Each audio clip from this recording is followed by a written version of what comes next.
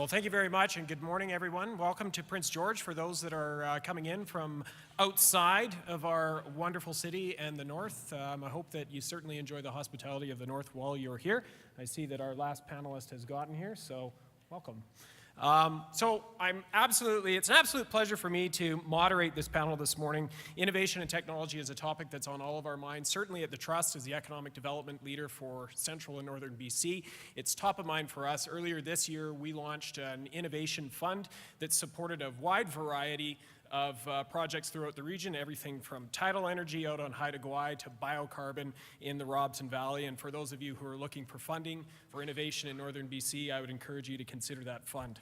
The folks gathered on the stage with me are experts in their field. How we're going to run this panel this morning is we're a little strapped for time. I'm going to do introductions, brief, then I'll ask for your applause, then I'm going to set the context, then each of our panelists is going to come up and do a short presentation, and then we're going to get into Q&A, and we're going to make use of Pigeonhole for you. So, starting immediately at my left is Andrew Zornihalen, Operations Director, Power and Services with Rio Tinto BC Works. To his left is Jill Tipping, the President and CEO of the BC Tech Association. To her left is Teresa McCurry, CEO of the Applied Science Technologists and Technicians of BC. And last but not least, is Fazil Millar, Deputy Minister for the BC Ministry of Jobs, Trade, and Technology. Please give them a very warm Northern BC welcome. Now, before we move into Andrew's presentation, I'm just going to set the stage. So what is innovation? It can be widely thought of as a way in which new products, new production methods, and new organizational structures are introduced and used. Innovation is critically important to the economic welfare of our nation and province. It promotes productivity growth, which in turn supports profitability, job creation, and improvements to our standard of living. It makes us increasingly competitive in a global marketplace that's changing more rapidly than any of us can plan for. But there are some challenges on the horizon. A report released from the Fraser Institute earlier this month assessed Canada's innovation climate and noted that the country's performance relative to national innovation leaders and the US has deteriorated since 2012. On the technology side of the equation, a report out of RBC last year said as much as 50% of Canadian jobs will be disrupted by automation in the next decade. The US Bureau of Labor Statistics says that today's learners will have 8 to 10 jobs by the time they're 38 years old. To give you a real-life example, I'm 34, and I'm on my third career, and I don't even want to tell you how many jobs I've had. A report from Dell Technologies in 2017 noted that freelancers are expected to make up 50% of the workforce in the US by 2020, and it's estimated, and I'm sure many of you have heard this stat before, that 85% of the jobs that today's learners will be doing in 2030 haven't been invented yet. So in the context of British Columbia, which is a relatively small, export-focused, and natural resources-based economy, how do we keep up? How do we stand out? How do we get ahead? Well, this morning, our panel is going to answer those questions. No pressure, guys. So with that, please welcome Andrew to the stage.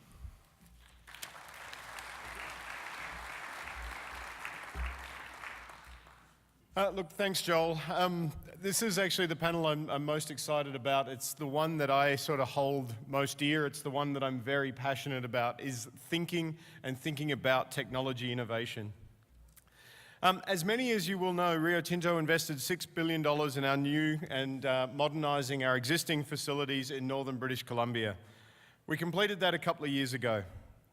Look, at the time, the company felt it was a wise, long-term investment because of a number of factors, a few of which. The first, the Camano the Camano power generating facility and the Nechako Reservoir behind it and the watershed. That gives us the ability to generate low CO2 energy, producing some of the lowest CO2 aluminum in the world. Next, the location in Kitimat on the Douglas Channel, and access to a deep water, ice-free port, and allows us to access the American markets, Asian markets, and this year or last year, even European markets. Lastly, number 3, the people in Kitimat. and the fact that we're now entering the 5th and 6th generation of smelting in BC. And our knowledge base is second to none. So our people are the key. Actually, there is one more that I'd like to mention, particularly relevant across 2017, 2018, low sovereign risk and stable North American political environment. When the investment decision was taken for the modernisation, clearly that was before the days of waking up to tweeted foreign policy and tweeted tariffs. So, fast forward to 2019, our operations stabilised and running well, and it would be easy to sit back, enjoy the new plant, and set a course of improvement using traditional operational levers. But we're not going to do that. Led by our CEO, Jean-Sébastien Jacques, we've felt the need to move and to continue pioneering the future and pioneering our own destiny. And to do that, we have launched Rio Tinto 4.0. What is Rio Tinto 4.0? Well, to understand that, we must first explore Industry 4.0. In short, Industry 4.0 is the name given to the current trend of automation, data exchange, and manufacturing technologies. It includes cyber physical systems, the Internet of Things, cloud-based computing, cognitive computing, cobiotics, etc. Industry 4.0 is commonly referred to as the fourth industrial revolution. The first being mechanization, the second mass production, the third computer and automation, lastly 4.0, the cyber physical systems. I might be preaching to the converted here, and at least I hope I am. But as always, it makes me smile when people say the natural resources, the mining industry, is an old industry, not part of the new economy. My personal view is absolutely that natural resources are as relevant today as they were 100 years ago and will be 100 years from now. The natural resources sector, along with agriculture, are the backbones of Canadian exports and prosperity. And if you want to excite your kids about industry technology, the cool gizmos and gadgets that we're using, we can tell them about Rio Tinto Viz, a Rio Tinto visualization system, and it quite literally is based on a 3D gaming system and gaming platform. It helps our employees 1,000 at a time across the globe easily compare data from our mines and operations in real time. Technology is helping visualize the future in so many different ways. Our Amrung project, a bauxite and alumina project in Weipa, Australia, was designed solely in 3D software. So we are now able to show traditional owners using 3D goggles what the facility is and what it will look like. If that's not seeing the future before your very eyes and in a trendy way, tell me what is.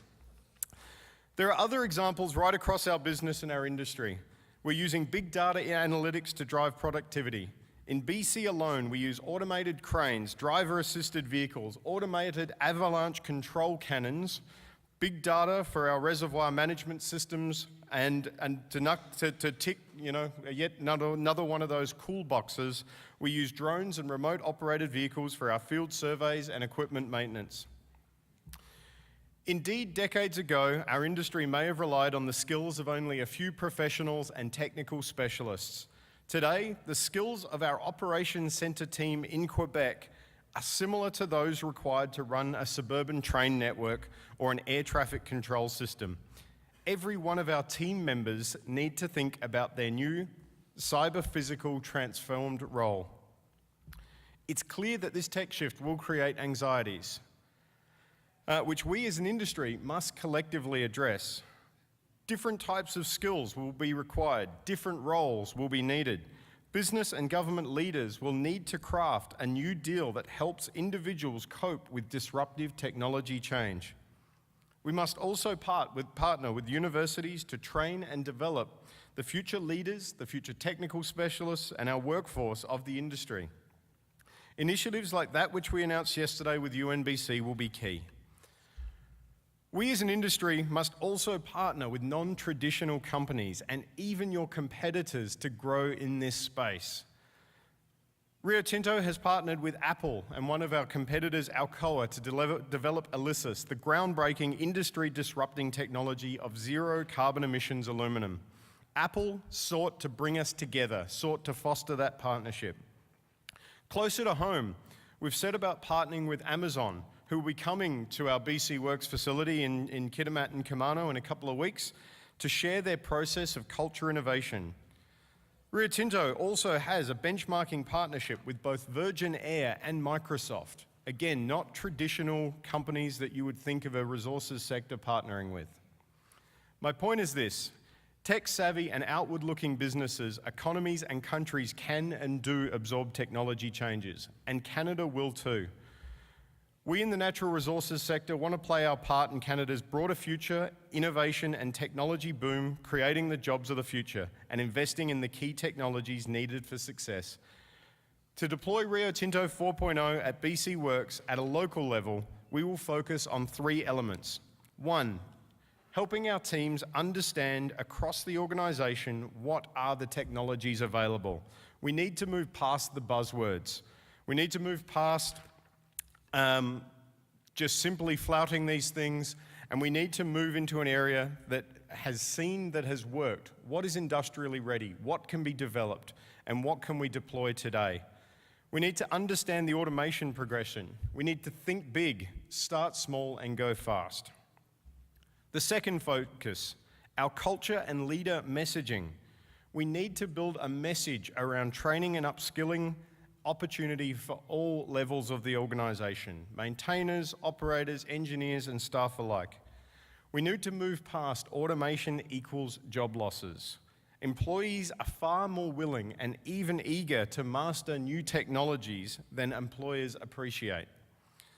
We need to build messaging around investing in skills for our future, skills that are applicable not only in the workplace, but in people's day-to-day lives and helping them come to terms with a modern, changing world. We need to bring regulators on the journey. This is moving quickly. The regulators need to keep up, and I'm looking at some of you in the room right now. The last thing we said about understanding here in BC is understanding and executing the business case. We need our teams to be able to understand and write good quality functional descriptions and specifications. Again, education is key. We need to execute, and we need to think differently about how we do projects. We need to do, surge methodology, rapid methodologies. And most of all, we need to know and reward failing, and failing fast. We need to be agile. We need to draw from companies like from Amazon, who write the press release. Ultimately, Rio Tinto and Industry 4.0 is not just developing new business tools and technologies in a digital era, but how these developments are meshed together with our current and evolving workforce. The world is changing rapidly, and we need to ensure that our teams and the company keep pace with that change through upskilling, education, and support. Without our people on board, we cannot be successful in this front. I'm looking forward to the Q&A. Thank you very much.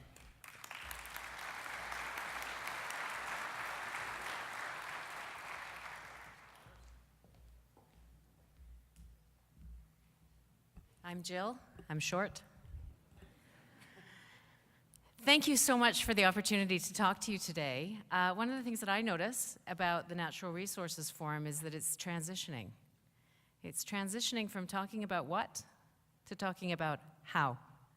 And soon, I hope, we'll be talking about how quickly, because there's a tremendous opportunity here for all of us. Now, let me just see if I can advance these slides. There we are. BC Tech is a nonprofit which is dedicated to a deceptively simple mission. Our deceptively simple mission is to make BC the best place on earth to grow and scale a tech company. And the reason it's deceptively simple is that we believe one day soon every company, including and especially every resource company, will be a technology company in at least some sense. And Andrew, your words were inspiring about how Rio Tinto is making that change. But we have a superpower here in BC. And our superpower is that we are more collectively together than we are individually.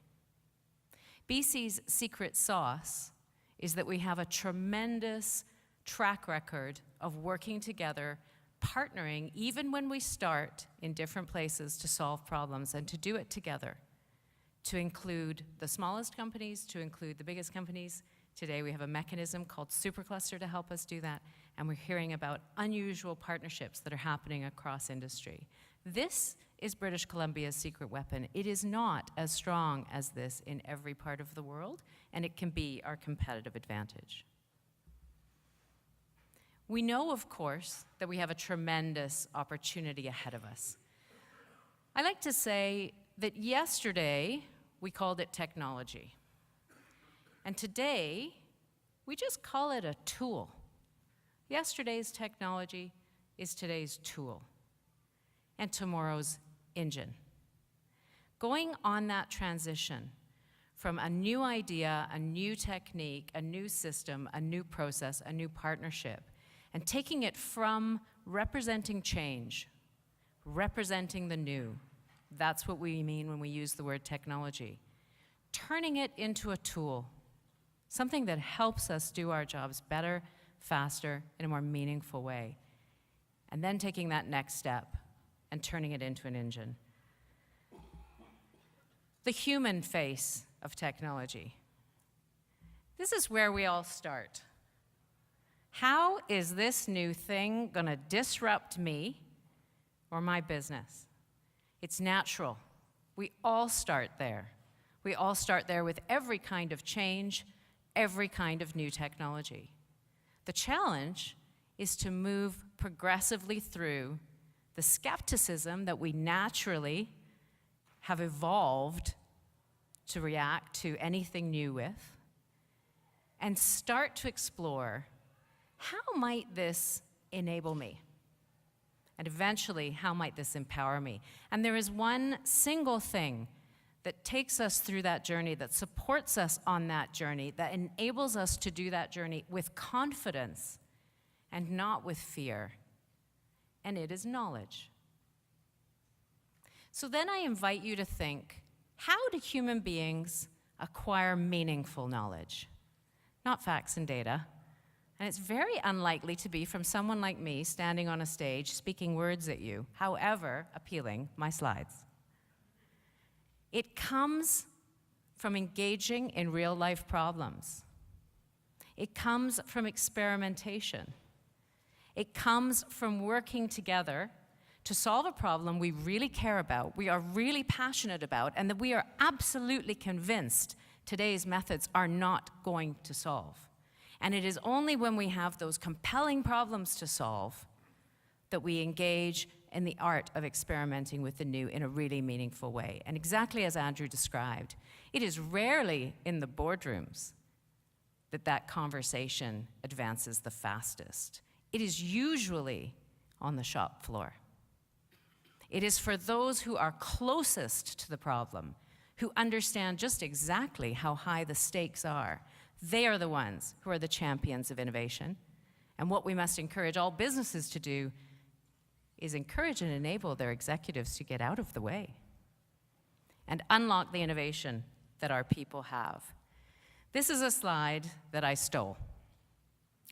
Imitation is the sincerest form of flattery, I believe is the more politically correct way to describe it. Dr. Alan Winter, who I believe is in the room, did some fantastic work to define what is innovation. Because sometimes we think of it as something that has to be radical and revolutionary and completely new, a new product in a new sphere with new people who've never done it before, and they just come up with a light bulb moment. And innovation rarely comes from that. Innovation usually comes from taking something that works in another sphere and applying it in a new sphere.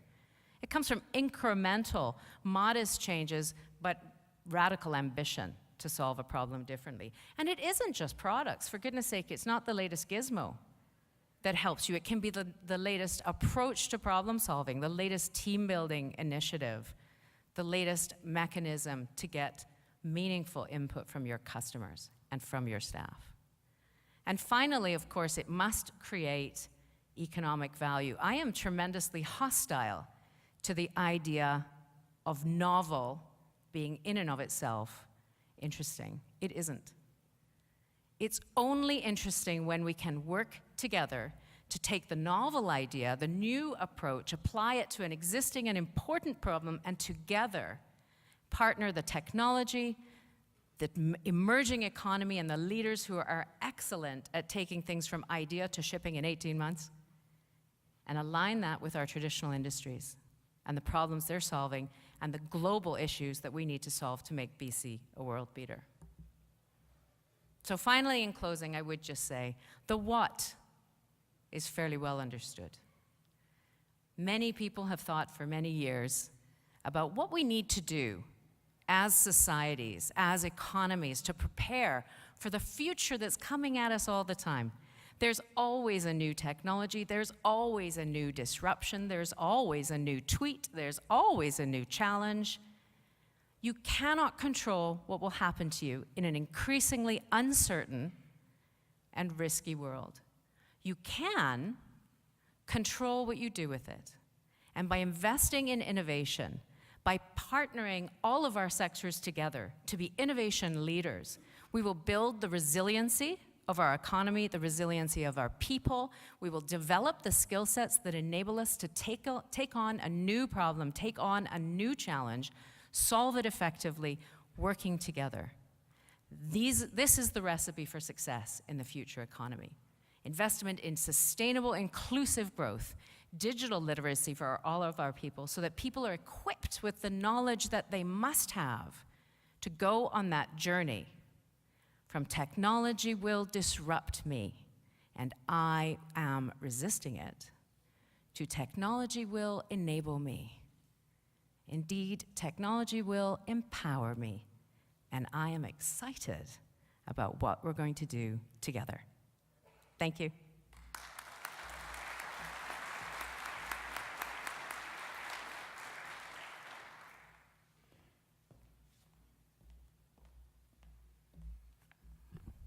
Good morning, everyone. In 1996, I penned an op-ed in the Vancouver Sun where I said that technology is going to be key for the natural resources in moving forward and staying competitive. And I received my first death threat. This was a forester in the north who thought I was telling people that we were actually going to be removing people from the industry and that technology was going to automate and make their jobs redundant, which I was not. I still believe that, and I still see it today, that technology is going to be key. Technology and innovation is key to our competitive advantage here in BC.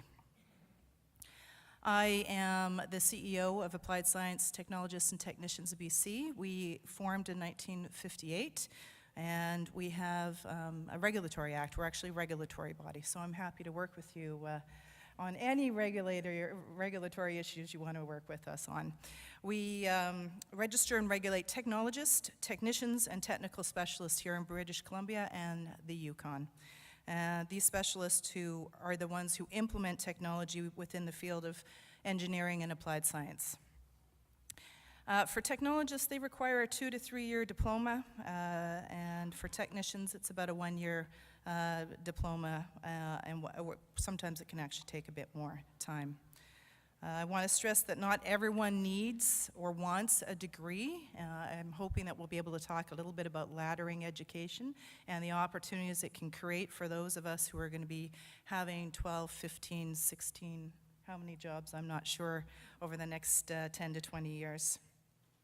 In 2016, the Conference Board of Canada they issued a report where they projected annual growth for the next decade of 3.5% for this particular occupational group compared to 1.7% for most other occupations. So what do these people do? Well, technologists in particular can be collecting, processing, and analyzing data.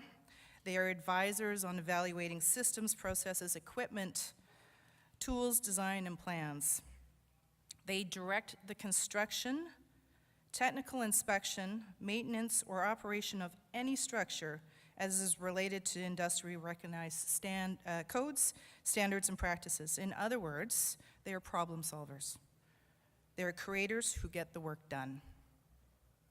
We are made up as an organization, we have over 10,000 members. That makes us one of the largest professional associations here in BC. Our mission is to serve the public by regulating and supporting technology professionals' commitment to safe, healthy, sustainable society and environment. We work in mining, gas, petroleum, geomatics, industrial technology, civil, mechanical, public works, just to name a few. We are also, I want to point out, recognized for our diligence in increasing participation of equity-seeking groups in the skilled workforce, including people with diverse abilities, First Nations, youth, and women, and new immigrants. In the 2016 report that I referenced earlier, they indicated that engineering and applied science technologists and technicians contribute almost $55 billion to the Canadian economy, and here in BC, it's $6 billion. It's not a small group.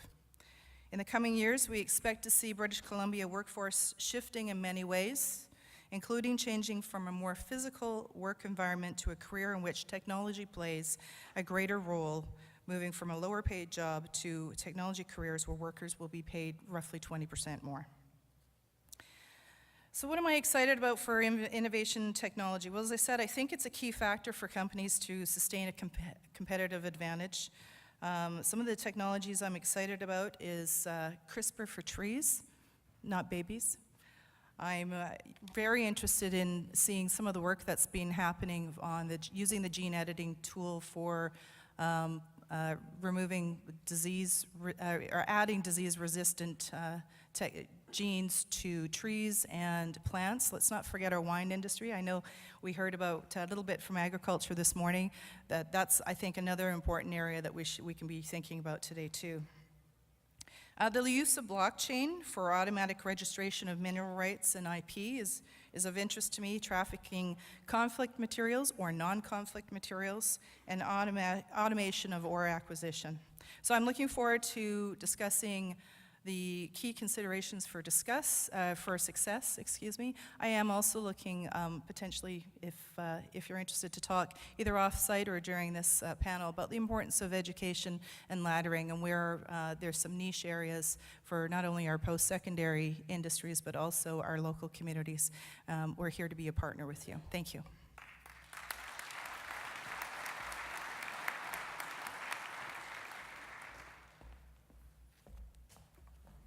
Good morning, everyone. I believe my minister, the Honorable Bruce Ralston, has said everything that needs to be said, so I think I'm going to take a seat. That would have been the shortest speech. Before I begin, I'd like to take a moment to acknowledge that we are gathered here on the traditional territory of the Lheidli T'enneh First Nation. The government is committed to building a strong, sustainable, and more importantly, an innovative economy that works for everyone across British Columbia. In that context, I think it's important to acknowledge that BC is a singular, integrated economy, and there is a clear connection between what happens in rural and urban British Columbia, natural resource sector, and the tech sector. I think it's a false distinction that we make when we separate these. The natural resource sector also creates what economists refer to as backward and forward linkages. It takes about 100 tons of steelmaking coal to make one wind turbine. It certainly takes a lot of copper to make an electric vehicle.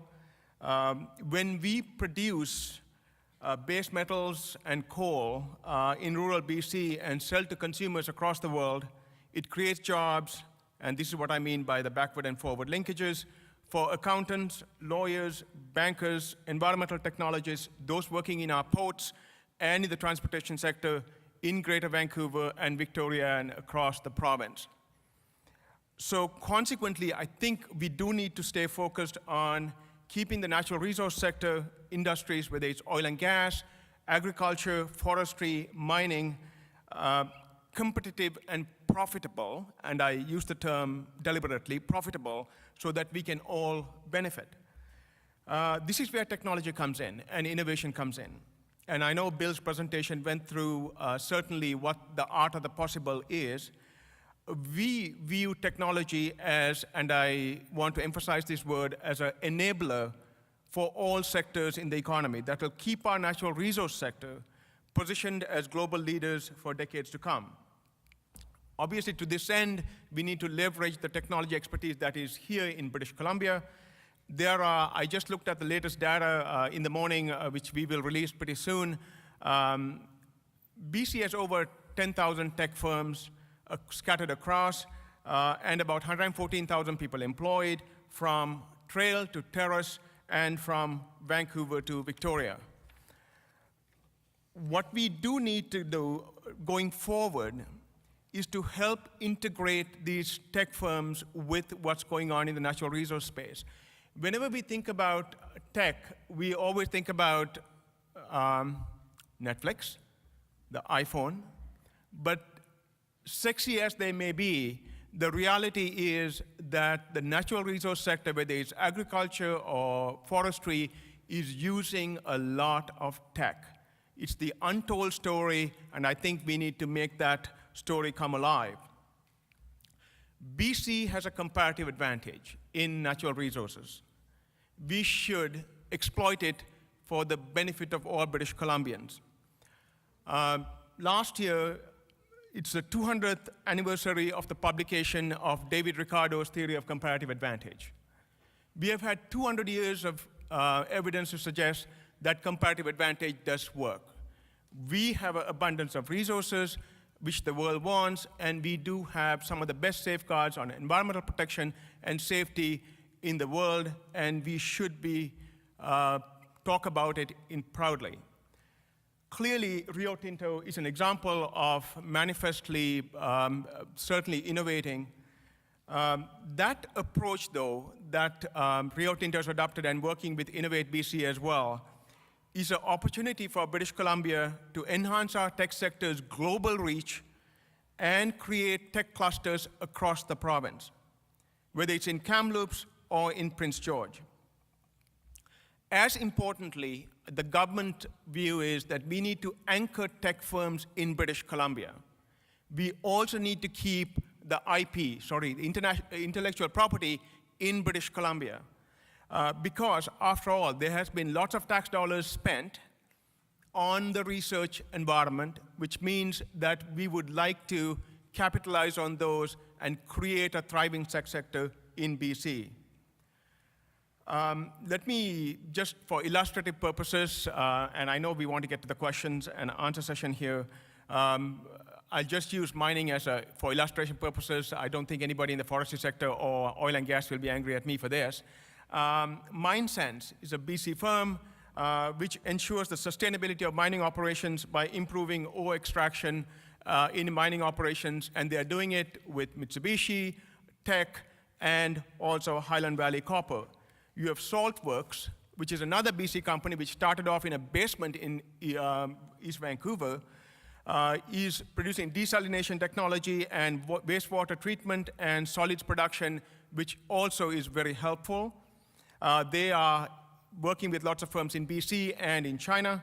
Lamazou is a Victoria-based firm which has created a virtual reality platform that gives mining companies the ability to view plans from anywhere in the world.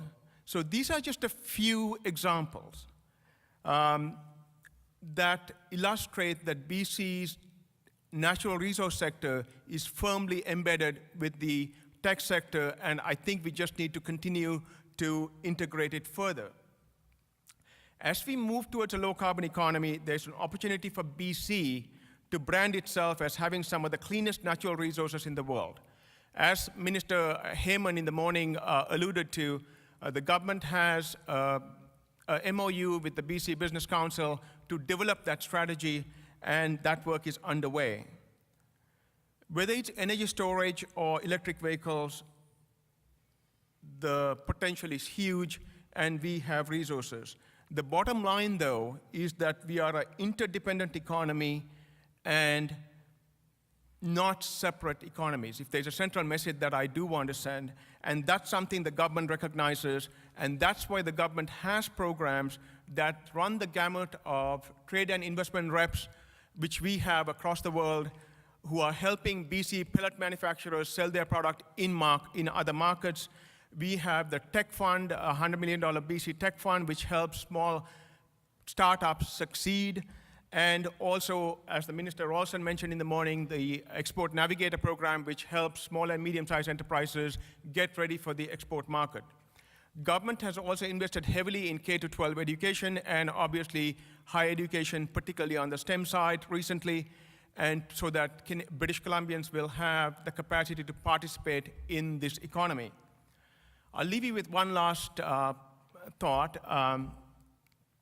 Clearly, the natural resource sector, there is something called a business cycle. I mean, certainly the natural resource sector will go through that. In the case of the tech sector, I think one has to recognize that unlike in the past, when you introduce a product or a firm comes on or an industry develops, they could be, in the past there was a normal distribution curve, meaning that firms could introduce a product, it will grow, it will reach maturity, it will start to decline, you can reintroduce, the technology stays for a long time. Today, that's certainly not the case. It is peaks and valleys in terms of these firms. So what you're facing is a very uncertain economic environment in the sense of the rapidity of the change, which means that the government is focused on ensuring that all sectors of the economy can thrive so that we can ride out the economic peaks and valleys which we inevitably will face. Thank you.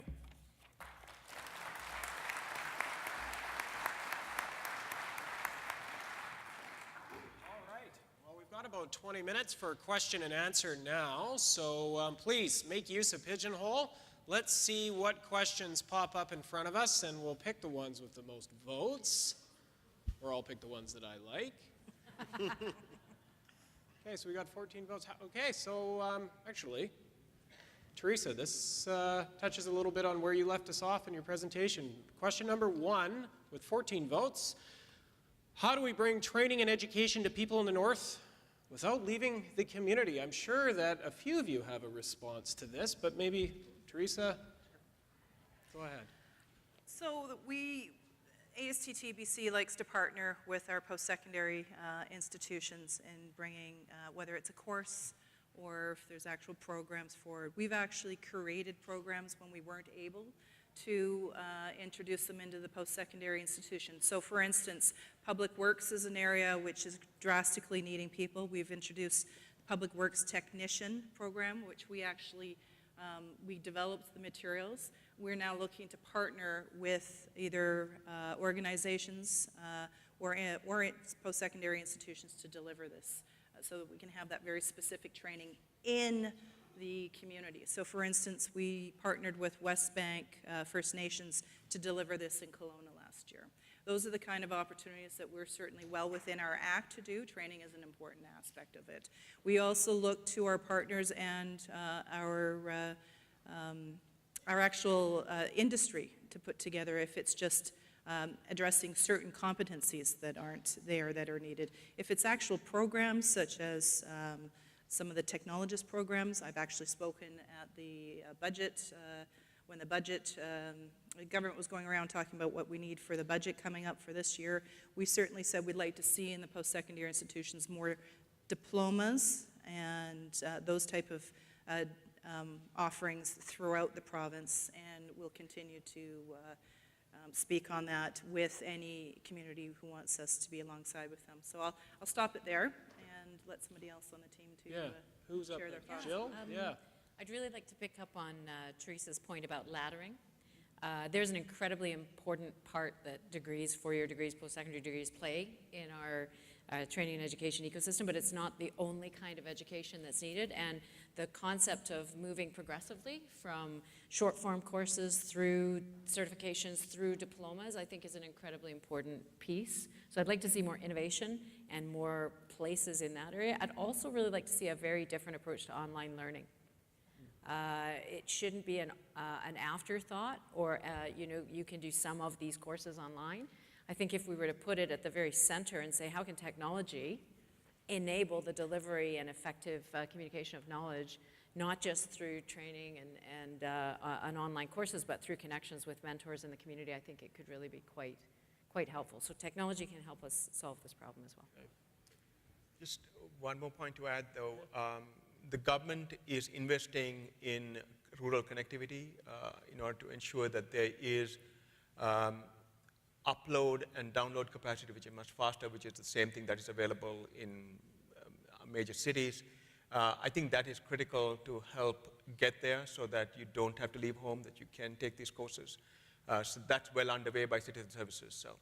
Yeah, very good point. And our just next add one leading thing. question on that is Teresa, and then Andrew, I think you've got a point too. So So one thing that we have spoken to the government about, as well as a potential partner, and also other groups such as Technical Safety BC, et cetera, is something that I learned last year was more than 50% of children on reserve, First Nation reserves, are often homeschooled up until the age of grade 7, and then from grade 8 on, they'll actually go to a school. So what we said was specifically, we understand technology has been introduced, and most communities are actually connected, and that we would like to be able to see more presentations from those people who, wherever they're located, doesn't matter if it's the island or the Lower Mainland or Kitimat, but we'd like to get those specialists to be able to train and give the expertise in math, in particular reading, and communications. And we thought we could potentially be looking at doing something there, and that might be very interesting for the students as well, is to have people from outside community presenting to them some of the really cool technologies that are coming up. Andrew?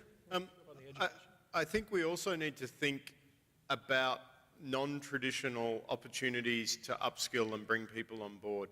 You know, even online learning, that sort of thing, at the moment, it's applying a technology to a traditional way of learning. How do we really start to think about rewarding experiences that people have rather than sitting them in a classroom? How do we think about the self-starting type educations, people learning on their own, getting them into role and letting them grow in a role and into that space? Because more often than not, a lot of these changes are happening so rapidly that by the time there is a classroom presentation ready, it's already out of date. So people need to be moving in that space, and that's the right way to stay upskilled. Joel, can I just add one more? Given that there are lots of employers here, I do want to say this. Reskilling and upskilling, there are a lot of British Columbians who would need that help, but it's not just the public sector and public institution that they can do by themselves. I think firms will have to step up in order to do that. More collaboration between the firms and public institutions are necessary in order to do the training. It's not just the curriculum, it is also kind of the skill transfer that happens, and you're getting the right kind of folks you need if you're more in collaboration. And I know there's collaboration right now, but I think more needs to occur.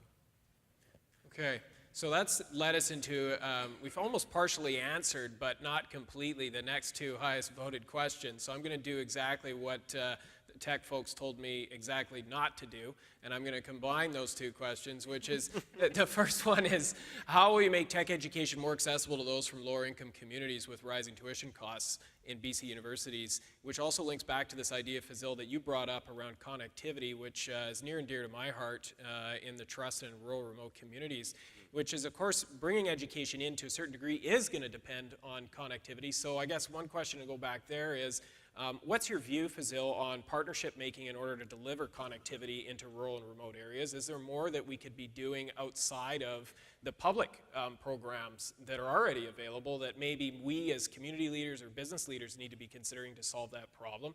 And then the second piece, and it comes back to Andrew a little bit, okay, so if we get connectivity that helps with communities where there's lower income, they're more remote, maybe they can't access education, but you're almost talking about experiential learning to an extent too. So I'm going to go to Fazil first, come back to Andrew, and I have no doubt that Jill and Teresa will have something to say. So I think I'll just quickly respond, and then Jill can probably chime in here. I think the connectivity that the government, federal government and the provincial governments are involved in has partners, including NDIT, right? And I think it is also up to the telcos will be part of the equation here, because there is the question of the last mile. So I think it is already, we are working in partnership. It can't happen by government alone. With that, I'll pass that on to Jill. I regard connectivity in today's world as a human right. So it's incredibly important to me that we are providing the appropriate level of access to every member of society, and I know that there have been some fantastic investments that are very, very much appreciated, but I don't know that it's enough. So that's where I would leave it on the connectivity side. I think it's important that we continue to do more. I would quite like to pick up on Andrew's point about experiential learning. That's what we find in some of our largest tech companies as well, is that the value of really solving your work-based problems, that can be some of the most useful and developmental work that you do. So it's education and it's very, very rewarding work. And helping companies to invest in that a little bit more, whatever kind of company they are, and recognizing that as relevant, recognized, credentialed experience, I do think is part of the way forward too. Everything isn't just what you learn in school, right? It's what you need to be successful in your work and in your business. And look, I think, Fazil touched on it earlier. Look, it is incumbent on industry to really drive that shift in education, upskilling, and thinking within the workforce. I think there's a huge opportunity for us to really define in a modern and changing world what does need credentialed, qualifications and what doesn't. And we need to really challenge ourselves as to why we think a role needs a degree, why we think a role needs a technologist, a technician, or an electrical license, or whatever those works are. Why do we really need that? And in some cases, that's absolutely blatantly obvious. In the case of the electrician, it's black and white. People's lives are on the line. In other things, where instrumentation merges with computer programming and PLC logic and robotics, it's not a clear line anymore. So we, as industry, need to define what we need and what we see the future being, so we can work with the educators, we can work with the training institutions to provide that. Okay. Teresa, do you want to weigh in? Yeah, so when we are certifying potential registrants within our organization, we look at three things. We look at their education, we look at their current competencies, but we also look at life experience, because life experience, whether you're coming from the Philippines or you're coming up from up north, can actually really shift your ability, and actually may take you from a technician position up to a applied science technologist position. So we find that quite important. We've actually been speaking about that quite a bit across the country. This is becoming more of an accepted way to look at analyzing potential employees. What we did actually this past summer was worked with our membership to look at what are the key competencies in the 18 disciplines that our technologists and technicians are in. And we got a really interesting range, and it was quite interesting. I thought math was going to be the first thing, but actually it was communications. Communications was almost number one across all disciplines, and that actually surprised me. But when I looked at it, and when I looked at some of the technical reports, then I understood the problem. But I think those are some of the things that we can look at, whether we're partnering with a post-secondary institution or actually with industry, is addressing what are the competencies you need now, where are you looking towards, and we have some of that information that we're happy to share. Okay. I'm going to move to the next question with the highest votes. First one there. How can First Nations communities help compete in meeting digital storage technology services, in particular within the natural resources sector of BC? And I think, though I'm not sure I'm correct on this, is how do First Nations communities take advantage of that opportunity, that tech, to build business and economic development opportunities for themselves, I think is what we're trying to get at here. Does anybody on the panel want to take a stab at that? Don't all put your hands up. I'm volunteering Jill. Oh, thanks.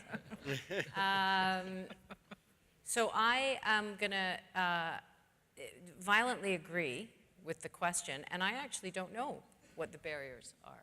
So if we have a how question rather than a what question, Yep. I actually don't know why that wouldn't be an obvious, fantastic idea with a great competitive advantage and a superb economic opportunity. I'd be very, very curious to know what the economic, what are the barriers? What is it that needs to change in order for that to happen? Because I wholeheartedly endorse that idea. Well, certainly from my perspective on that topic, we've seen in the past one of the things that helps to support that connectivity when it's built to the community, and the second thing is power. Three-phase power. There's a really interesting project going on right now in Canal Flats at an old Canfor mill site for digital storage technology. I want to get back to Fazil and sort of, there's a couple of questions in here that speak to your point around this conversation that has really been heightened in British Columbia over the last little while, this urban-rural divide. Question number one, how do we as industry leaders shift the conversation away from the urban-rural divide? But there's also another question buried in here, which was more to the point of how do we recognize and tell the story around the interconnectedness of the tech sector and the resource sector, which was really the backbone of your comments. So take it away. Well, I brought this upon myself by saying it. I think elected officials will have to answer this question, not me. Nevertheless, let me take a stab. I think it's up to folks in the natural resource sector, leaders, to talk about it in that context, and it is also up to them to send the message to also, I think it's a communication challenge, right? Because it's easy to see nobody is paying attention to the fact that it's underneath, right? So if there's a deal gets done in the natural resource sector, there's an accountant and a lawyer involved. And when the product is going to market, there are jobs created right down the chain with respect to transportation, packaging, all of that. And then that first dollar gets translated into spending, which means somebody in the service sector, whether it's at a retail store, is making a living. That connecting the dot story has never really, because it is implicit, it's not explicit, it's never told. And I think you will have to keep repeating this with all the business leaders, association heads, our elected officials, and it's up to, I think, all of us to spend some time explaining and connecting the dots so that there is some sense of understanding of the interdependency of all of us. It's not that we are independent creatures in, kind of Robinson Crusoe form. It really is a question of relying on each other and working towards each other. And I think that message needs to get across. Okay. Jill. So I just wholeheartedly endorse what Fazil is saying there about communications. I think it is a story that hasn't been well told. But I will issue a little bit of a challenge, because what I notice is that whether I'm talking to my technology industry colleagues or colleagues at Rio Tinto or Tech Resources or Canfor this morning, I had the great pleasure of visiting their offices, we don't struggle with this. We don't see a divide, and we don't see a distinction between technology and resources. We really just see it as an enabler, an engine, a tool, and how can we work together. There's two groups of people that talk about this quite a lot. The first probably would be the media. It does seem to be an appealing thing to put on the table. Maybe it creates an interesting narrative. On the one hand this, on the other hand that, and perhaps it creates a bit of a story. So, and then sometimes perhaps government, who might themselves not be as clear about how much we do work together and how integrated we are, and how much innovation happens on a daily basis in some of the major corporations in this province. Some of the most exciting innovation and tech work that's happening in the province is happening in healthcare, it's happening in resources. So we don't really see that narrative when we're talking to each other, but we do get the challenge a lot from others who are less familiar with the world of industry. Andrew. I think people, you're exactly right. That divide that's talked about, I think, is a little overstated. Naturally, when the conversation of innovation and technology comes up, people are talking about Airbnb, they're talking about Uber, they're talking about Amazon, they're talking about the groundbreaking disruptors. In industry, in natural resources, in forestry, in mining, in aluminum production, we've been deploying technology since day one. It's been something that's been a journey since the places were built, and we're continuing to grow and evolve and do that. Now teams are doing that every single day and continuing to grow that and continuing to upskill in that space. So I think a lot of it's just perception and understanding, and I think you know, we as industry need to be better at selling that message, that the interesting technology, the cool developments, let's not deny, the capital to develop an idea or a technology exists in the real world. It doesn't exist in you know, the theoretical. And so we just need to be careful that, you know, the energy and the conversation of innovation and technology adaptation or adoption is not focused on those minority. They're focused on the big majority that's implementing this stuff every single day. Joel, if there's a starting point, though, I would suggest that it might be the schools. Yes. Yep. Fazil would like to go to education now. I would like it noted. I think he was there in the past.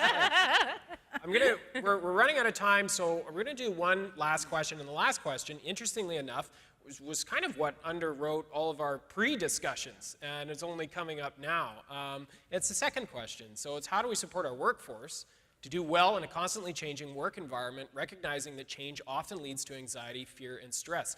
This was the backbone of the conversation we had as we were preparing for this panel. This HR issue came up again and again. And so I'm going to let each of you run with it. We've got a few minutes, so don't run too long, but we'll start with you, Andrew. Look, I think the biggest thing we can do is confront the conversation.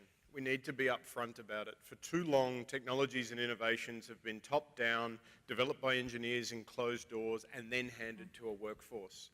In the future, our workforce needs to be a part of developing that. We need our operators, we need our maintainers to be defining how the technology is integrated. Ultimately, they are the people that know our processes, they know our facilities, they know our equipment the best. Then who better to be deploying these technologies and innovating in that space? So I think it's absolutely key that we involve them, they're part of the conversation, they're part of the innovation, and I think that will reduce that stress and anxiety in the future. I would say there's two things that will effectively tackle fear, anxiety, stress about change. One is knowledge. So imparting information, being really concrete and specific about what we are talking about and what we're not talking about.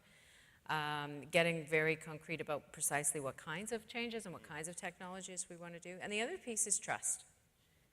So when people feel that they're in a situation of trust, when they can rely on the goodwill of the other side, as they often do in excellent companies, then they feel they can voice their concerns. And then they can get the actual information to address those real concerns. So I would say that as employers, we have a fundamental need to drive both of those things at the same time. Provide people with information and knowledge that's meaningful to them, and also create situations of trust and openness where people can actually get their questions answered. Teresa. Yeah, so I've done a fair amount of work previously on mergers and acquisitions, and there's a lot of overlap in what's needed in both. So first of all, innovation from my perspective requires a culture that encourages sharing of ideas and being open to new possibilities. That's key. I think for whether it's a company or it's the government, working from the ground up, as Andrew said, is really important. You need to bring in those people who are actually going to be impacted first and foremost and hear from them. You need to offer productive support. You have to avoid the impulse to rush in. I know some of our CFOs out there like to look at their efficiency stats and the dollars spent and everything else, but sometimes if it's not working right away, you need to step back and see, is there a root cause to this issue? It's not just because it's new, there may be something else going on. That's an important question to ask. It's not often done. And then being transparent, I think that everybody here has said previously, and I think we all agree, is being transparent then builds trust. It builds those safer environments where you can actually ask the questions, and you're not having these key employees walk away because they don't think they're part of the solution. I would suggest that you would need more managers with empathy if you're going to deal with this. It is one of those people always talk about the soft skill, and I would suggest that those soft skills are the hardest skills, and unless you have managers with empathy, you're not going to solve this in terms of managing people's anxiety and stress around change. And I go back to Adam Smith. He wrote the Theory of Moral Sentiments way before Wealth of Nations, and he talked about empathy. And I think that's the key missing ingredient in managing this going forward. Well, I think that's a great place to leave it, and I would wholeheartedly agree. Can we all have a round of applause for our panelists?